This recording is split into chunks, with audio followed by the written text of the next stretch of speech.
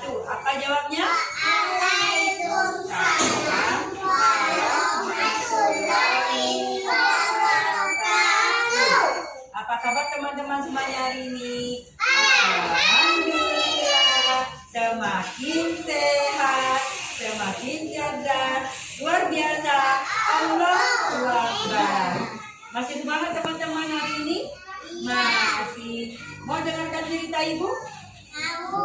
Teman-teman, maaf ya Aska, teman-teman, ibu ada buku cerita tentang rusa kecil yang tersesat. Rusa kecil yang tersesat, penulisnya Osriyanti SPD.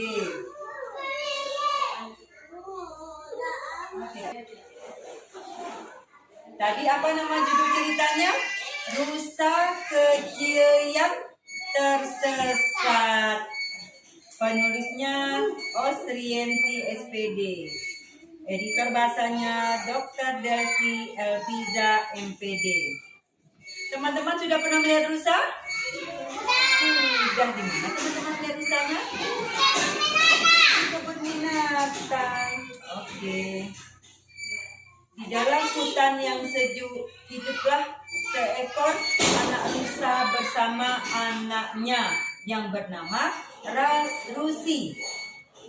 Malam itu induk rusa bercerita tentang bahaya yang mengintai saat kita berada jauh dari kelompok. Induk rusa mengingatkan kepada anaknya agar jangan jauh dari kelompok, karena kalau kita terpisah dari kelompok, dari induknya, nanti akan mendapatkan bahaya.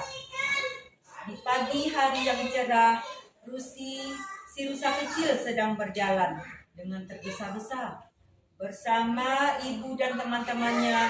Mau kemana mereka ya?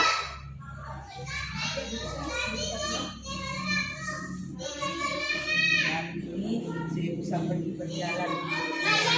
Iya, sama ayahnya. Siang ini para penghuni hutan sedang mengadakan rapat besaran untuk perayaan musim buah.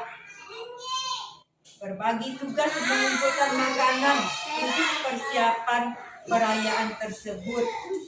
Jadi teman-teman, pesta hutan itu dihadiri berbagai macam binatang. Ini apa namanya? Zebra. Ini apa? Gajah. Ini apa? Oh, jerapah. Ini apa namanya, Akira? Hah? Ini apa namanya? Burung elang. Iya, ada monyet. Iya, ada monyet. Jadi ini semuanya binatang yang hidupnya di dalam hutan. Iya, ada iya. Ya, maaf ya, itu ada. Rusi si rusa si kecil juga ikut datang bersama ibunya. Rusi merasa sangat senang sekali menghadiri pesta hutan. Karena terlalu asik bermain bersama si poni, si kupu-kupu, tak terasa rupanya Rusi sudah masuk jauh ke dalam hutan yang lebat. Akhirnya si Rusi tadi tersesat karena tidak mendengar omongan induknya. Iya, di dalam hutan yang lebat si Rusi tadi tersesat. Kiki sangat heran mengapa Rusi tidak bersama ibunya lagi. Mengapa si Rusi tadi tidak pulang? Si Rusi ini tadi tersesat karena mengikuti kupu-kupu yang terbang. Hingga lupa waktu si Rusi. Semakin asik bermain bersama Kiki si kelinci dan Gugum si singa.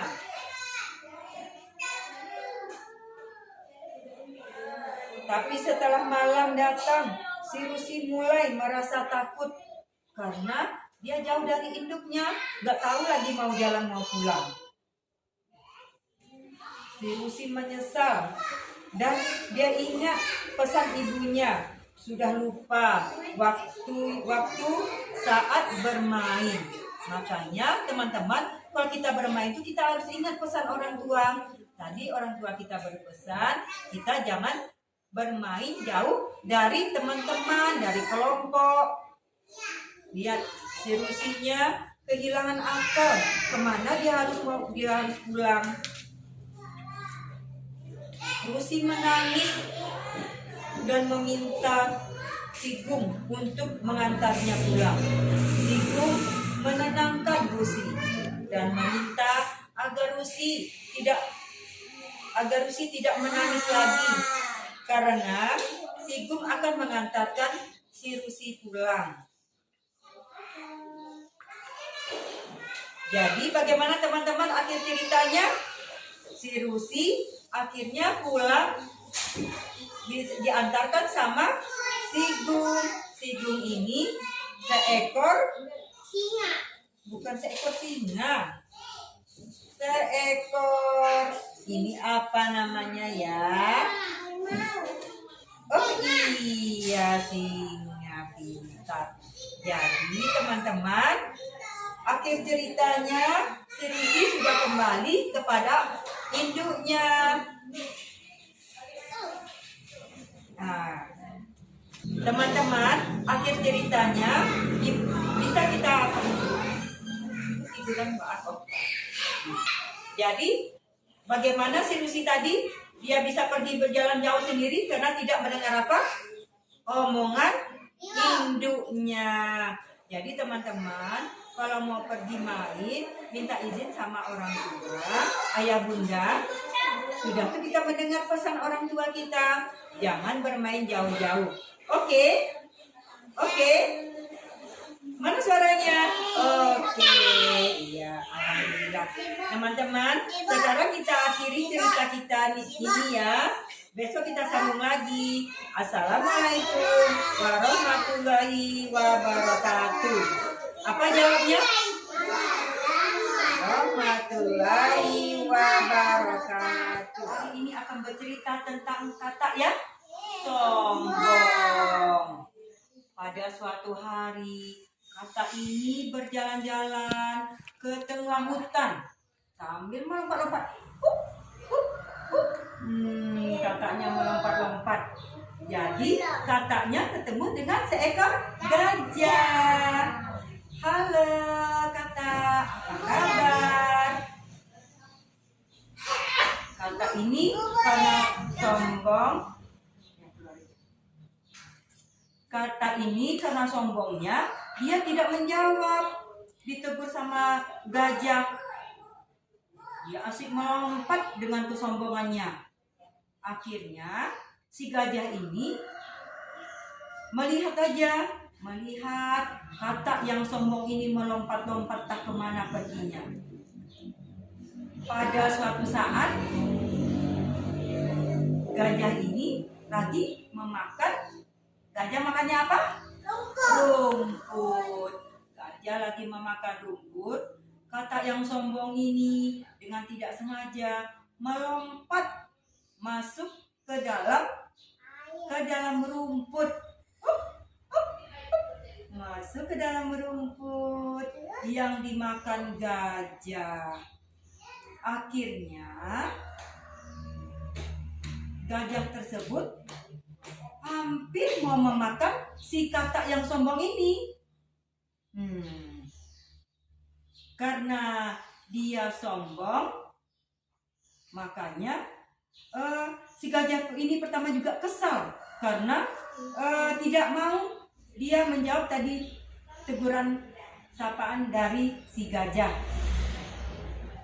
Karena asik memakan rumputnya, si gajah tadi melihat kata ada di dalam rumput. Jadi tadi kata tadi masuk ke dalam apa tadi? Rumput. Dia masuk ke dalam rumput gajah. Gajah tadi kaget melihat seekor katak masuk ke dalam rumputnya. Jadi kemudian dikeluarkannya, disingkirkannya katak ini. Diambilnya dengan belalainya yang panjang. Diangkatnya dengan belalainya yang panjang, diletakkannya di samping. Iya. Karena tidak jadi termakan oleh gajah, katak yang sombong ini sangat berterima kasih kepada gajah karena dia tidak dimakan oleh gajah tadi bersama rumput. Jadi teman-teman, kita bisa ambil dari suatu cerita ini bahwa kita tidak boleh sombong. Halo Mika, kita boleh sombong? Tidak. Kita harus saling berteman dengan teman-teman kita. Akhir cerita Ibu, kita tutup dengan Assalamualaikum warahmatullahi wabarakatuh.